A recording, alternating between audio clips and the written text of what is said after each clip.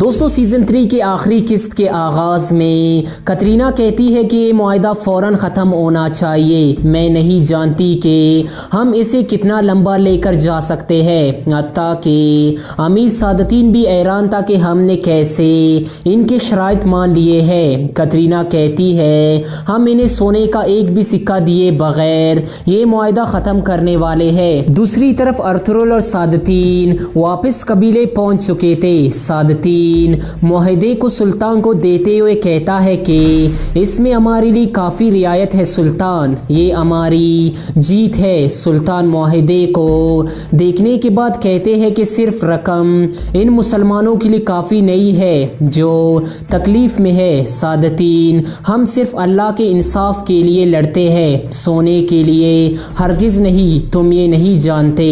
پھر ارطغرل کہتا ہے جب بھی نکایا کے شہنشاہ کو لگا کہ ہم کمزور پڑ گئے ہیں وہ معاہدہ توڑنے میں دیر نہیں کرے گا سلطان۔ سلطان کہتے ہیں نہ صرف نکایا کا شہنشاہ بلکہ پوری دنیا کی نظریں اس وقت ہمارے اوپر ہے۔ سعادتین کہتا ہے اسی لیے اس وقت بہت ضروری ہے کہ ہم اپنی فوجیں مشرق کی طرف لے کر جائیں۔ سلطان ہماری ریاست اس قابل ہے کہ ہم منگولوں اور ایوبیوں دونوں سے نمٹ سکے۔ ارطغرل کہتا ہے کہ اللہ آپ کو اس جنگ میں کامیابی عطا فرمائے سلطان کہتے ہیں ارطغرل صاحب میں چاہتا ہوں کہ آپ بھی اس جنگ میں شرکت کرو۔ میں چاہتا ہوں کہ جب میری فوجیں ایوبیوں سے نمٹ رہی ہو اس دوران آپ مشرقی سرحد پر جا کر منگولوں کے حملوں کا جواب دو۔ ارطغرل کہتا ہے جیسے آپ کا حکم سلطان، انشاءاللہ وہ آگے نہیں بڑھ سکیں گے۔ پھر سلطان کہتے ہیں کہ ہمارے واپس آنے تک اس علاقے کا نگرانی سعادتین کریں گے۔ یہ سن کر ارطغرل کچھ پریشان ہو جاتا ہے۔ پھر وہ سلطان کو کہتا ہے کہ میں دوسرے قبیلوں کو بھی اطلاع دیتا ہوں کہ وہ اپنے بہترین سپاہی تیار کر لے، آپ کے جھنڈے تلے لڑنا ان کے لیے شرف کی بات ہوگی۔ کل کرد پہاڑی پر اکٹھے ہوں گے اور پھر وہاں سے مشرقی سرحدوں کی طرف روانہ ہو جائیں گے۔ پھر سلطان ارطغرل کی بہت تعریف کرتے ہیں اور اسے دعائیں دیتے ہیں۔ اس کے بعد وہ کھڑے ہو کر کہتے ہیں کہ اس جنگ میں آپ کو فیصلوں کا مکمل اختیار دیتا ہوں، جنگ مبارک ہو۔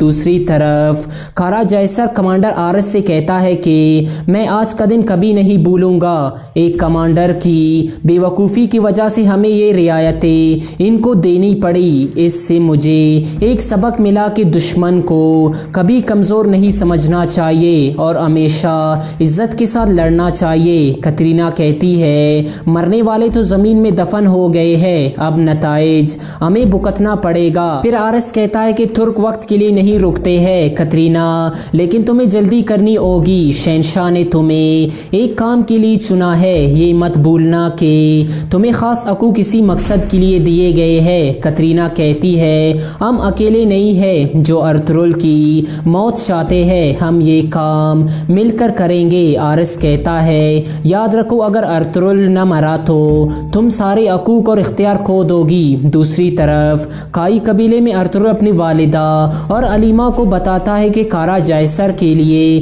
مسئلہ حل ہو گیا ہے، ایک معاہدے کے بعد آپ کارا جیسر ہمارے لیے خطرہ نہیں رہا۔ یہ سن کر آئمہ خاتون اور علیمہ خوشی کا اظہار کرتے ہیں۔ پھر ارطغرل کہتا ہے لیکن ابھی اس سے بھی ایک بہت بڑا مسئلہ آ گیا ہے جس سے ہمیں نمٹنا ہوگا، ایوبیوں کی فوج ہماری سرحدوں کی طرف بڑھ رہی ہے، یہ ہماری ریاست کے لیے خطرہ ہے، سلطان کی فوج ان کی طرف بڑھ رہے ہیں۔ سلطان چاہتے ہیں کہ اسی دوران ترک سپاہی مشرقی سرحدوں پر منگولوں سے نمٹے۔ یہ سن کر وہ بہت پریشان ہو جاتی ہے، اتنے میں ترگت اور دندار وغیرہ بھی وہاں آ جاتے ہیں۔ ارطغرل کہتا ہے ترگت سمسا اور عبد الرحمن کو ترک قبیلوں کی طرف بھیجو، انہیں کہو کہ وہ وہاں سے بہترین سپاہی اکٹھا کرے اور تم شابدار قبیلے جا کر اسلحان خاتون سے کچھ سپاہی طلب کرو۔ کل ہم کرد پہاڑی پر اکٹھے ہوں گے اور وہاں سے آگے روانہ ہو جائیں گے، ہمیں تمہاری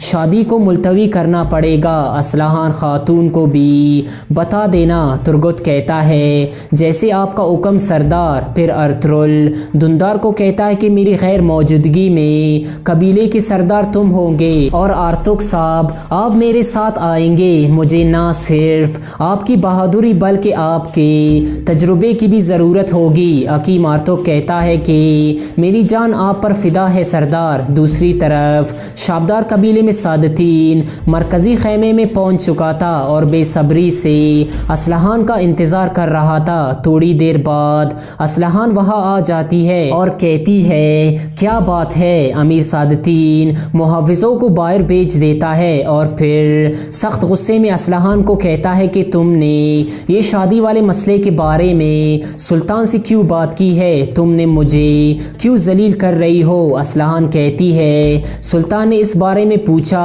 اس لیے میں نے اس سے بات کی۔ سادتین کہتا ہے ایسا کرنے سے تم ان کو میرے خلاف کر کے اپنے لیے ان کی مدد حاصل کرنا چاہتی ہو، لیکن تب کیا ہوگا جب سلطان یہاں سے چلے جائیں گے اور وہ ارطغرل جو تمہاری حفاظت کرنے والا تھا وہ بھی جنگ پر جا رہا ہے۔ اب کوئی نہیں جانتا کہ وہ کب واپس آئیں گے۔ یہ سن کر اسلحان کچھ پریشان ہو جاتی ہے، لیکن پھر وہ نڈر ہو کر کہتی ہے کہ اللہ ہمارے جنگجوؤں کو فتح عطا فرمائے، اللہ کے سوا کسی سے نہیں ڈرتی اور میں نے کبھی بھی اللہ کے سوا کسی اور سے امید نہیں لگائی۔ سادتین کہتا ہے اپنی ضد چھوڑو اور مجھ سے شادی کر لو۔ اسلحان کہتی ہے آپ شادی کو بھول جاؤ امیر سادتین، ارطغرل صاحب نے اللہ کے حکم سے میرا ہاتھ ترگت کے لیے مانگا تھا اور میں نے ہاں کر دی ہے۔ اب میں ترگت کی منگیتر ہوں، اگر وہ جنگ پر روانہ ہوا تو میں اس کا انتظار کروں گا۔ یہ سن کر سادتین غصے سے کہتا ہے کہ تمہیں اندازہ نہیں ہے کہ تم کیا کہہ رہی ہو۔ اس کے بعد وہ سخت پریشانی اور غصے کی حالت میں باہر کی طرف چل پڑتا ہے۔ باہر جا کر وہ لڑکھڑانے لگتا ہے۔ سپاہی اس کے لیے پریشان ہو جاتے ہیں۔ جابر کہتا ہے میں حکیم کو بلاتا ہوں سادتین کہتا ہے کہ نہیں مجھے اس کی ضرورت نہیں ہے، اور پھر وہ جابر کو اپنے قریب کر کے آہستہ آہستہ کہتا ہے کہ میری بات غور سے سنو جابر، فوراً ایک قاصد کارا جائسر کی طرف بھیجو یا کترینا کی طرف ارطغرل کے موت کا فرمان بھیجو اور اس میں لکھو کہ ارطغرل کل کرد پہاڑی پر رکے گا۔ اس کے بعد رات کا وقت ہو جاتا ہے۔ ارطغرل ابن العربی کے خیمے میں جاتا ہے اور ان کے پاس بیٹھ جاتا ہے اور کہتا ہے کہ جیسا کہ آپ جانتے ہیں کہ سلطان نے مجھے جنگ پر جانے کی دعوت دی ہے، میں یہاں آپ کی دعائیں لینے آیا ہوں۔ ابن العربی کہتے ہیں جن کی نیت اچھی ہوتی ہے انہیں اچھا نتیجہ ملتا ہے بیٹا، میری دعائیں تمہارے ساتھ ہے۔ اللہ کبھی اپنے مقصد کے لیے لڑنے والوں کو اکیلا نہیں چھوڑتا۔ آخر میں ابن العربی کھڑے ہو کر ارطغرل سے گلے ملتے ہیں اور پھر ارطغرل وہاں سے چلا جاتا ہے۔ دوسری طرف کارا جیسر میں ایک سپاہی آ کر کترینا کو ایک خط دیتا ہے۔ کترینا خط کھول کر پڑھنے لگتی ہے تو اس پر لکھا تھا کہ ارطغرل کل کرد پہاڑی پر موجود ہوگا، وہاں اسے ختم کر دو۔ خط پڑھنے کے بعد کترینا سمجھ جاتی ہے کہ یہ امیر سادتین کی طرف سے آیا ہے۔ دوسری طرف ترگت شابدار قبیلے میں اسلحان کے پاس پہنچ چکا تھا۔ اسلحان اسے بیٹھنے کو کہتی ہے۔ ترگت کہتا ہے میں یہاں ایک ضروری کام سے آیا ہوں، سلطان کے حکم پر ہم جنگ پر جا رہے ہیں اور ارطغرل صاحب کی کمانڈ میں منگولوں سے لڑیں گے۔ ارطغرل صاحب چاہتے ہیں کہ آپ کے قبیلے سے کوئی جنگجو ہمارے ساتھ جائے۔ اسلحان کہتی ہے میں نے پہلے سے جنگجو تیار کر لیے تھے جب میں نے اس بارے میں سنا تھا۔ ترگت پوچھتا ہے آپ نے کس سے سنا؟ اسلحان کہتی ہے امیر سادتین سے۔ ترگت کہتا ہے امیر سادتین کی زبان بہت ڈھیلی ہے، مجھے امید ہے کہ اس نے آپ کو پریشان نہیں کیا ہوگا۔ اسلحان کہتی ہے اس کی باتیں مجھے پریشان نہیں کرتی۔ ترگت آپ سکون رکھو۔ ترگت کہتا ہے شکریہ۔ پھر ترگت اسے بتاتا ہے کہ ارطغرل صاحب نے ہماری شادی جنگ کی وجہ سے ملتوی کر دی ہے۔ اسلحان کہتی ہے میں آپ کا انتظار کروں گی۔ پھر ترگت کہتا ہے ابھی مجھے اجازت دے، میں جا کر سپاہیوں کو دیکھتا ہوں۔ پھر وہ باہر نکل جاتا ہے۔ کارا جائسر میں ایک سپاہی اندر آ کر کمانڈر آرس کو بتاتا ہے کہ آنڈی بازار کے محل سے خبر آئی ہے، سلطان اپنے آدمیوں کے ساتھ کونیا کی طرف روانہ ہو گیا ہے۔ آرس کہتا ہے ٹھیک ہے تم جا سکتے ہو۔ اتنے میں کترینہ اندر داخل ہوتی ہے۔ آرس کہتا ہے سلطان ہم سے ایک بڑا نوالہ چھین کر واپس روانہ ہو گیا ہے۔ کترینہ کہتی ہے میں تمہیں ارطغرل کا سر دوں گی اور وہ بھی صلح کے معاہدے کو توڑے بغیر۔ پھر آرس پوچھتا ہے کہ وہ کیسے؟ کترینہ کہتی ہے وقت آ گیا ہے، ارطغرل کل کرد پہاڑی پر اپنے سپاہیوں کے ساتھ جائے گا۔ اب یہ تمہارے اوپر ہے کہ تم ارطغرل کو کیسے جہنم بیچتے ہو۔ آرس پوچھتا ہے تمہیں یہ خبر کہاں سے ملی؟ کترینہ کہتی ہے مجھے یہ خبر ایک قابل اعتماد آدمی کی طرف سے ملی ہے جو ارطغرل کی موت ہم سے بھی زیادہ چاہتی ہے۔ یہ سن کر وہ کچھ سوچنے لگتا ہے۔ دوسری طرف ترگت دوبارہ اسلحہ کے پاس آ جاتا ہے اور کہتا ہے سپاہیوں سے میری بات ہو گئی ہے، وہ سب قابل سپاہی ہے۔ اسلحہ کہتی ہے میں نے صرف ان سپاہیوں کا انتخاب کیا ہے جن کی ابھی شادی نہیں ہوئی تاکہ ان کی بیویاں پیچھے انتظار نہ کرتی رہے سوائے آپ کے۔ ترگت کہتا ہے کافی عرصے کے بعد مجھے احساس ہوا ہے کہ کوئی میرا انتظار کرے گا۔ پھر اسلحہ تحفے کے طور پر اسے خنجر دیتی ہے۔ ترگت اس کا شکریہ ادا کرتا ہے اور وہاں سے چلا جاتا ہے جبکہ اسلحہ کے چہرے پر مسکراہٹ آ جاتی ہے۔ اس کے بعد اگلا دن شروع ہو جاتا ہے۔ کائی قبیلے میں جنگجو سپاہیوں کے گھر والے انہیں الوداع کرتے ہیں اور جانے سے پہلے ان سے آخری ملاقات کر رہے ہوتے ہیں۔ اندر خیمے میں علیمہ بھی ارطغرل کو تیار کر رہی تھی اور رو رہی تھی اور روتے روتے وہ ارطغرل کو دیکھ رہی تھی۔ ارطغرل کہتا ہے جب بھی تم مجھے روتے ہوئے جنگ پر بیچتی ہو تو میرے جسم کا ایک حصہ یہی رہ جاتا ہے اور میں اچھی طرح سے سوچ نہیں پاتا۔ علیمہ کہتی ہے میں مضبوط ہوں لیکن میرا دل نرم ہے۔ ارطغرل آپ کا انتظار کروں گی اور صبر کروں گی۔ پھر وہ دونوں گلے لگ کر ملتے ہیں۔ آخر میں ارطغرل کہتا ہے میں اپنے بچے اور اپنا گھر تمہاری امانت میں سونپتا ہوں۔ اتنے میں قندوز بھی وہاں آ جاتا ہے اور کہتا ہے بابا میں تیار ہوں، ہم جنگ پر جا رہے ہیں۔ ارطغرل اسے اٹھا لیتا ہے اور کہتا ہے اگر تم میرے ساتھ گئے تو تمہاری ماں کی حفاظت کون کرے گا؟ قندوز کہتا ہے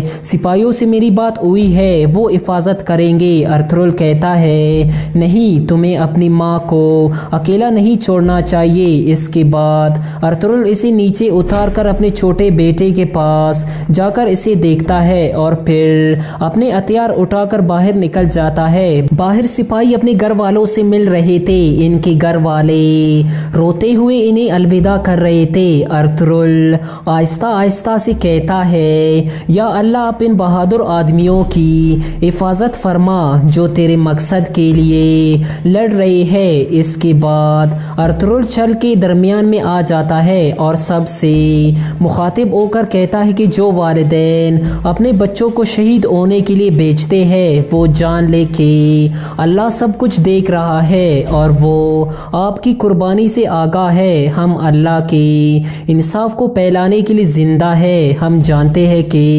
موت ہمیں اللہ کے پاس لے کر جائے گی لیکن ہم زندہ رہیں گے اللہ کے لیے، اپنے ملک کے لیے۔ اگر ہم زندہ رہے تو ہمارا ملک زندہ رہے گا۔ آخر میں وہ سب اللہ اکبر کا نعرہ لگانے لگتے ہیں۔ پھر ارطغرل اپنے گھر والوں سے آخری ملاقات کرتا ہے۔ اس کے بعد وہ سب اپنے گھوڑوں پر سوار ہو کر جنگ کے لیے روانہ ہو جاتے ہیں۔ دوسری طرف شابدار قبیلے میں بھی سپاہی جنگ کے لیے روانہ ہونے کے لیے تیار تھے اور ترگت ان کو لے کر وہاں سے چل پڑتا ہے۔ اسی دوران ارطغرل کا قافلہ رواں دوا تھا۔ ارطغرل کا قافلہ کرد پہاڑی پر پہنچ جاتا ہے۔ ارطغرل وہاں کا منظر دیکھ کر پریشان ہو جاتا ہے اور سب کو رکنے کا اشارہ کرتا ہے۔ وہاں سے کرانے کی آواز آ رہی تھی اور ہر چیز تباہ حال لگ رہی تھی۔ بامسی کہتا ہے لگتا ہے یہ ڈاکوؤں کا کام ہے سردار، وہ ان غریب لوگوں کو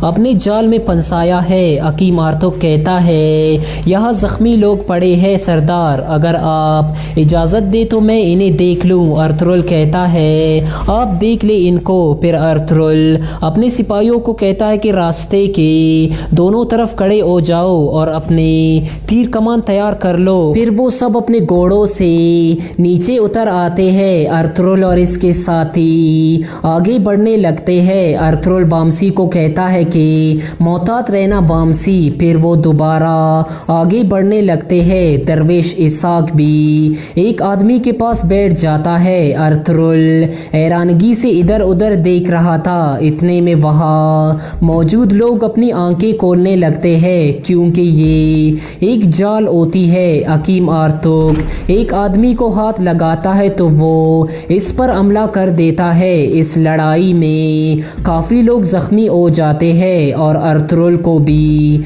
एक तीर लग जाता है और अर्थरुल बुरी तरह ज़ख्मी होकर कलमा शहादत पढ़कर गिर जाता है और यहाँ इस किस्त और इस सीज़न का इख्तिताम हो जाता है।